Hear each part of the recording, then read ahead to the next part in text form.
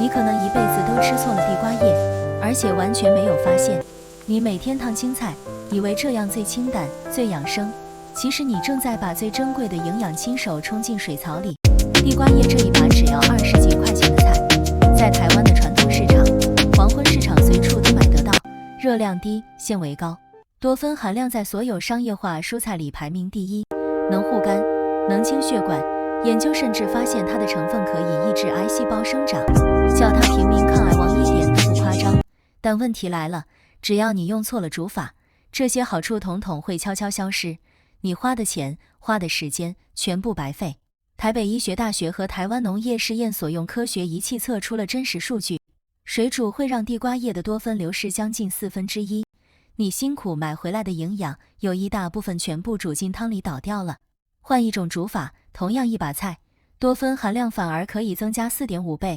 抗氧化力提高2.5倍。4.5倍是什么概念？就是你吃一口等于别人吃超过4口。但地瓜叶并不是人人都能放心大吃，有几种人吃错了方式，不但没有变健康，反而可能伤害自己的身体，甚至伤到肾脏。今天我要告诉你，第一，哪一种煮法能让地瓜叶的营养暴增，差距甚至可以达到4.5倍。第二，怎么样的做法反而会把最珍贵的营养统统煮掉，连你自己都不会察觉。第三，哪3种人吃地瓜叶之前一定要特别注意，其中包括不少你身边常见的长辈。这短短几分钟，你听懂了就能受用一辈子。我有将近30年的内科临床经验，长期在台北的医学中心看诊，从一般内科到后来专注在慢性病照护，每天面对的大多是上了年纪的长辈，高血压、糖尿病、肾脏功能退化，这些都是我每天要处理的问题。这30年里，我看过超过1万位患者，发现一个很重要的问题，很多长辈以为自己吃得很清淡、很健康，其实用错了煮法，把最有价值的营养一次又一次丢掉，甚至有些人因为不了解自己的身体状况，把好食物吃成了负担。我是内科专科医师张国栋，我记得有一位病人林先生，68岁，住在台北，是一位退休老师，平常非常注重养生，但他的肾脏功能已经在退化的边缘，自己完全不知情。他每天照3餐吃地瓜叶，觉得这是最养生的青菜，分量从来没有控制过，却不知道自己身体排钾的能力已经下降。直到有一次突然心律不整，送急诊抽血一验，血钾浓度已经飙到危险范围，把家人都吓坏了。还好发现的早，经过调整饮食和用药之后，数值慢慢回到正常。但这件事让我印象非常深刻，也让我开始想，一定要把这些容易被忽略的知识讲给更多长辈听。今天这支影片，我会把地瓜叶这一把平凡的青菜背后隐藏的秘密全部讲清楚。如果你想继续收到这类实用的健康资讯，现在可以按一下订阅的按钮，之后每一集我都会用最实在的方式，把这些容易被忽略的健康知识一次一次讲给你听，陪你一起把身体顾好。很多人都以为烫青菜最健康，少油少盐最清淡，这个观念从小听到大，爸妈这样教，营养课本也这样写，几乎没有人怀疑过。但地瓜叶偏偏不吃这一套。台北医学大学和台湾农业试验所的实验发现，把地瓜叶切好之后，分别用水煮和清蒸2种方式处理，再拿去做化学分析，结果水煮会让地瓜叶的多酚流失22.7个百分比，人体实际能吸收的部分只剩下13%，反而是清蒸的做法，不但不会流失，还能让多酚含量增加9.4%，抗氧化力提高超过80%。原理其实不复杂，植物的细胞壁很坚硬，把大部分的多酚都包在里面，以结合型的形式存在，人体很难直接吸收。加热之后，细胞壁会软化甚至破裂，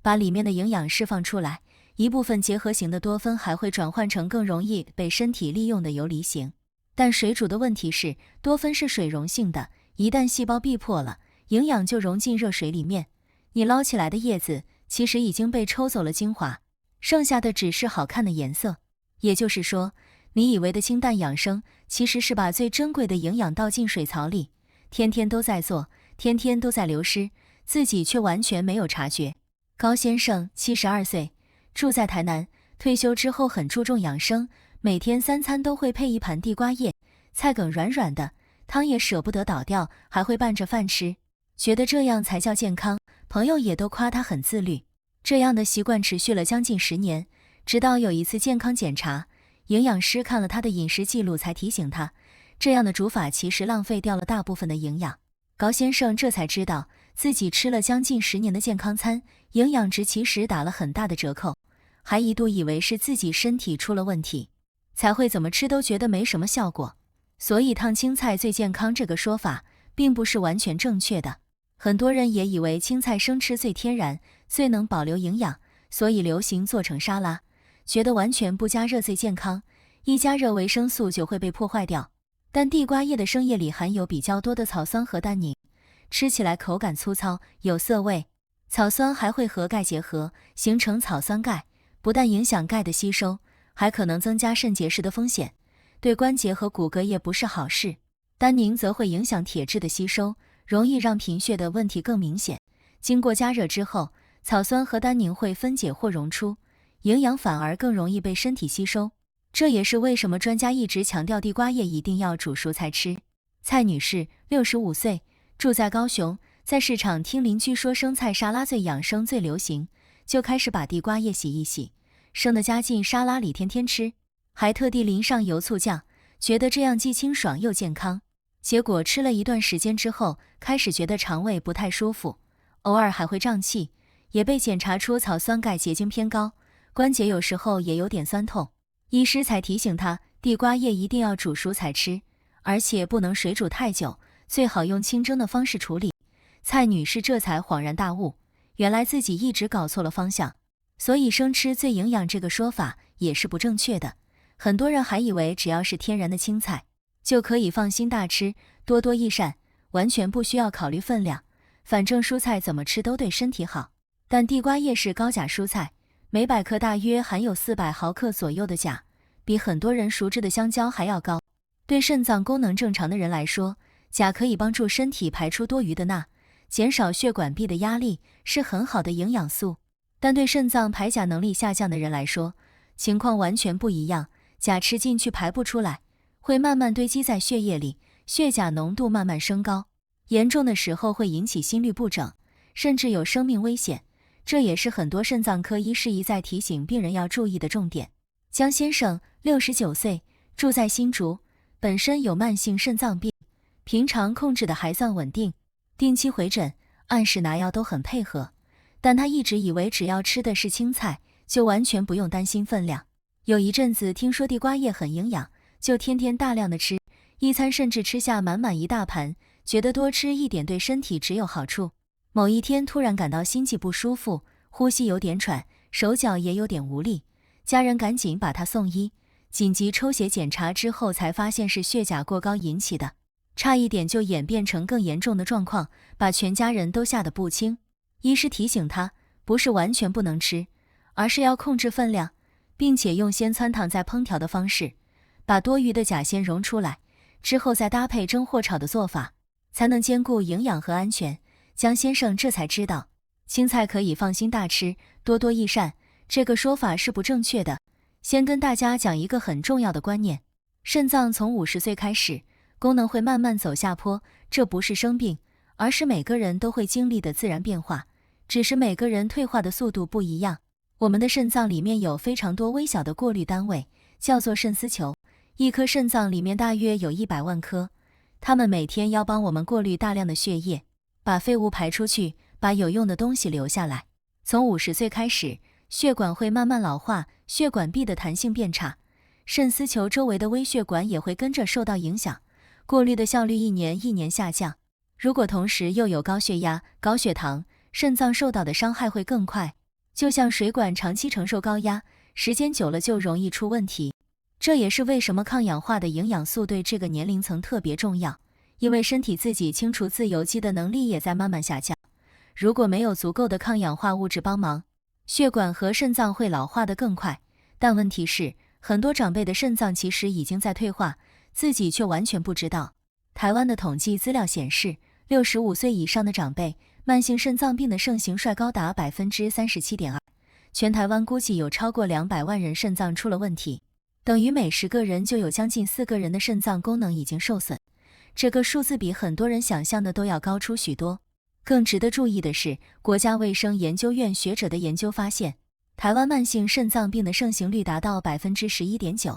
但真正知道自己有这个问题的人只有 3.5%。 也就是说，绝大多数的人根本不知道自己已经生病了，往往是等到不舒服才发现，这时候往往已经错过了早期介入的黄金时间。接下来我要讲几个肾脏功能下降的早期警讯，这些警讯很容易被忽略，但其实非常重要。第一个警讯，尿液出现泡沫，而且久久不散。正常的尿液偶尔会有一点泡泡，很快就会消失。但如果泡沫又细又密，好几分钟都不散掉，可能代表尿液里有蛋白质，这通常是肾丝球过滤功能出现异常的讯号。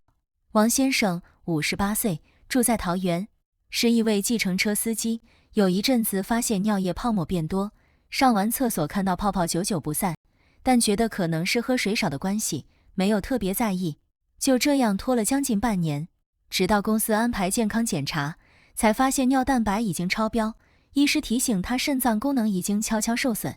再晚一点发现可能就要开始洗肾了。这件事让他吓出一身冷汗。第二个警讯，夜间频尿次数变多。年纪大了夜尿增加很常见，但如果从原本1晚1次变成1晚3次以上，而且持续好几个月，就要特别注意，因为这可能代表肾脏浓缩尿液的能力下降，没办法把水分好好留住。洪女士，63岁，住在台中，平常在市场卖菜，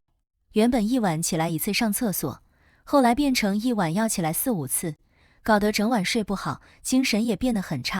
她一直以为是喝水太多或是膀胱无力，自己在药局买了保健食品吃，结果症状完全没有改善。后来去医院检查之后，发现是肾脏功能已经退化到一定程度，没办法好好把水分留住，才会出现这样的状况。第三个警讯，眼皮或下肢容易水肿。早上起床眼皮浮肿，或是下午小腿按下去会凹陷，这种情况如果经常发生，可能代表肾脏排水的功能出了问题，身体里的水分排不出去，就会囤积在组织里面。邱先生，61岁，住在彰化，最近半年常常觉得鞋子变紧，以为是变胖了，结果一量体重根本没有改变，就医检查才发现是肾脏功能下降造成的水肿，差一点就错过了治疗的黄金时间。第四个警讯，血压变得很难控制。肾脏和血压的关系非常密切，肾脏功能不好，会让身体排钠的能力变差，血压也会跟着升高，而且用药的效果会变得比较差。肖女士，66岁，住在屏东，原本血压一直控制得很稳定，但最近半年即使按时吃药，血压还是一直偏高，回诊检查才发现，原来是肾脏功能悄悄退化，才会让血压变得这么难控制。第五个警讯，容易疲劳，脸色苍白。肾脏除了过滤废物，还会分泌一种荷尔蒙，帮助骨髓制造红血球。肾脏功能下降之后，这种荷尔蒙分泌会减少，红血球生成的速度跟不上，就容易出现贫血的状况，整个人会变得容易疲劳，脸色也会比较苍白，爬个楼梯就气喘吁吁。很多长辈把这种疲劳归咎于年纪大了自然的现象，或是睡眠不足，没有想过可能是肾脏出了问题，结果错过了早期发现的机会。讲到这里，一定有人会想，我平常没有不舒服，应该不用担心肾脏的问题吧？但其实不是这样的，肾脏被称为沉默的器官，因为它的代偿能力很强，即使功能已经受损超过一半，很多人还是完全没有感觉，等到出现明显症状，往往已经是比较严重的阶段了。这也是为什么定期检查这么重要。也有人说我年纪大了，肾脏退化是正常的，不用特别在意。但自然老化和疾病恶化的速度差距非常大，一个80岁控制得好的长辈，肾脏功能可能比一个60岁三高失控的人还要好。如果能提早发现，提早控制，肾脏功能退化的速度是可以被延缓下来的。如果你也曾经有泡沫尿、夜尿次数变多或是水肿的困扰，欢迎在留言区告诉我，你已经注意这个问题多久了？讲了这么多警讯，接下来我要告诉你4个真正能保护肾脏的具体做法，每一个都不难，只要愿意开始，效果都看得到。第一个方法，高钾蔬菜要先汆烫再烹调，不要直接水煮或直接大量生吃。像地瓜叶这种高钾又高营养的蔬菜，正确的处理方式是先用滚水汆烫30秒左右，把水倒掉，这样可以先溶出一部分的钾离子，再用清蒸或快炒的方式做最后调理，这样既能保留大部分的多酚和维生素，又能降低钾的摄取量，一举两得。对肾脏功能正常的人来说，一般的清蒸就已经足够，不用特别先汆烫。但如果你本身有慢性肾脏病，或是正在服用保钾类的利尿剂，这个先汆烫的步骤就一定不能省略。其他像是空心菜、川七、皇宫菜，这些青菜也都属于高钾蔬菜，同样的原则也适用。赖女士，64岁，住在嘉义，本身有第3期慢性肾脏病，以前很喜欢吃地瓜叶，几乎每个礼拜都会买，但后来因为回诊发现血钾偏高，被医师要求要少吃青菜。她一度以为自己再也不能碰这道菜，觉得养生的乐趣都被剥夺了，心情很低落。后来营养师教她用先汆烫再蒸的方式处理，并且控制每餐的分量，大约半碗左右。之后追踪血钾报告的时候，数值一直维持在安全范围。赖女士这才知道，原来不是完全不能吃，而是要用对方法，控制对的分量。提醒大家，如果你本身有慢性肾脏病，或是肾功能已经有退化的迹象，补充任何高钾的食物或保健品之前，一定要先跟医师或营养师讨论，千万不要自己随便乱补，以免造成血钾突然升高的危险。第二个方法，每天固定时间量血压，记录下来。血压对肾脏的影响非常直接，长期血压没有控制好，肾脏里的微血管会持续受到伤害，时间久了过滤功能就会慢慢丧失。如果能每天固定一个时间，在安静状态下坐着休息5分钟之后再量血压，并且记录在小本子或手机里，就能提早发现异常的变化。回诊的时候也能提供医师更准确的参考，比单靠诊间量一次准确得多。郑先生，67岁，住在花莲，退休前是老师，以前只有回诊的时候才量血压，平常完全没有记录，觉得自己感觉还好，应该没问题。后来听从医师建议，开始每天早晚各量一次，写在墙上的日历背面。3个月之后回诊，医师发现他的血压其实有明显的波动，特别是清晨时段偏高，及时调整了用药时间和剂量，肾功能的数值也跟着稳定下来。第3个方法，足量喝水，但要分次少量。水分对肾脏来说很重要，足够的水分能帮助身体代谢废物，避免尿液过度浓缩。但不是一口气喝很多，喝太快反而会造成肾脏短暂的负担，而是要分成多次，每次喝1小杯，平均分散在一整天里。可以观察自己的尿液颜色来判断，如果颜色淡黄，代表水分补充的刚刚好；如果颜色偏深，就要记得多喝一点水。但如果医师特别叮嘱你要限水，就要按照医嘱执行，不能自己随意增加。潘女士，70岁，住在台北，以前因为怕晚上频尿，白天也可以少喝水，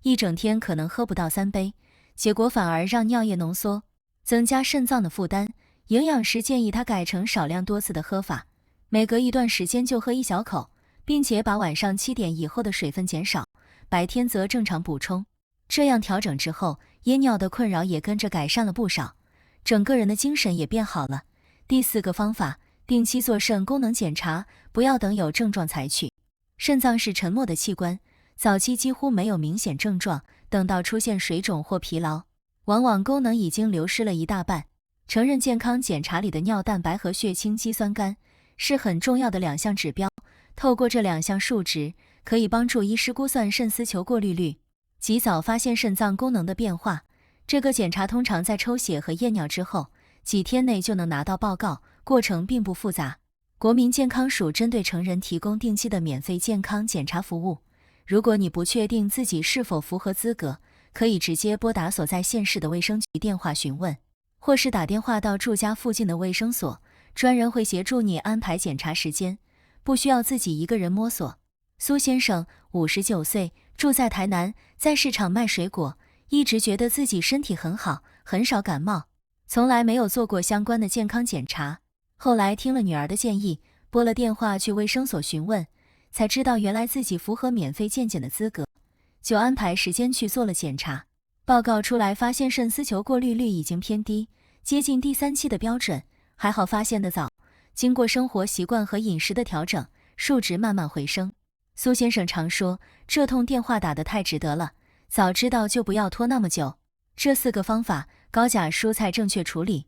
每天量血压做记录，足量分次喝水，还有定期做肾功能检查，每一个都不需要花大钱，不需要复杂的设备，需要的只是愿意开始的那一刻，还有坚持下去的耐心。今天的影片我整理了3个重点给你。第一，煮地瓜叶这类蔬菜，水煮是最容易流失营养的方式。研究发现多酚会流失超过20%，连人体实际能吸收的部分都大幅减少。清蒸才能让多酚和抗氧化力大幅提升，差距甚至可以到 4.5 倍。所以从今天开始，建议大家尽量改用清蒸的方式，少水，快蒸，后加油。这3个小原则记起来就够了。第二，肾脏从50岁开始就会慢慢退化，这是每个人都会经历的自然过程。但如果同时有高血压、高血糖，退化的速度会更快。泡沫尿、夜尿变多，眼皮或下肢水肿，血压变得难控制，容易疲劳，脸色苍白，这5个都是提醒你要注意的早期警讯。只要出现一个就值得找时间安排检查。第三，高钾蔬菜不是不能吃，而是要用鲜汆烫再烹调的方式，把多余的钾鲜溶出来，再控制每餐的分量，才能兼顾营养和安全。特别是本身有慢性肾脏病，或是正在服用保钾类药物的朋友，这个步骤真的不能省略。补充任何高钾食物或保健品之前，也一定要先跟医师或营养师讨论。如果今天的内容对你有帮助，欢迎在留言区告诉我你最在意哪一个重点。如果是煮法，留言打煮法；如果是警讯，留言打警讯；如果是高钾蔬菜的处理方式，留言打高钾。这样我就知道大家最需要哪一方面的内容，之后可以做更深入的介绍。你的留言真的是我准备下一集内容最重要的参考，每一则我都会认真看过。住在台中的陈小姐，今年38岁，是一位护理师。她的父亲今年71岁，平常很喜欢烫青菜吃，觉得这样最清淡健康，也常常一个人住。陈小姐平常工作忙，没办法每天陪在父亲身边，刚好那天下班滑手机看到这支影片，顺手用 LINE 传给了父亲，只留了一句话：爸，你看看这个。父亲原本半信半疑，但看完之后才惊觉，自己天天在做的水煮菜，原来一直在浪费营养，而且自己尿液有时候会有泡沫。这个症状从来没有在意过，隔天就去卫生所安排了免费健康检查，结果发现尿蛋白轻微超标，肾功能也需要追踪，还好发现的早。陈小姐后来留言告诉我，如果不是那天顺手转发，父亲可能还要再拖好一阵子。有时候真的不需要长篇大论，把这支影片用 LINE 传给你关心的人，一句你看看这个就够了，也许就能帮他早一步发现问题。下一集我们要来聊聊另一个大家又爱又怕的食物——板豆腐。很多人听说豆腐吃多了会伤肾，完全不吃，甚至连豆浆都不敢喝。但也有人说豆腐是优质蛋白质，应该多吃一点才够力。到底哪一种说法才对？它对肾脏到底是帮助还是负担？不同程度的肾脏病患者吃法又有什么不同？怎么吃才是真正对身体好的方式？我会用一样完整的方式，把这些容易搞混的观念一次讲清楚给你听。最后想跟大家说，身体给你的每一个小讯号，泡沫尿、夜尿变多、水肿、容易疲劳、血压难控制，都值得被认真对待。不要总是觉得年纪大了就是这样，把这些讯号当成是身体在跟你说话，而不是自然老化就该忍受的事情。你的肾脏还可以照顾得更好，就从今天这一餐，从一次正确的清蒸开始吧。我们下一集再见。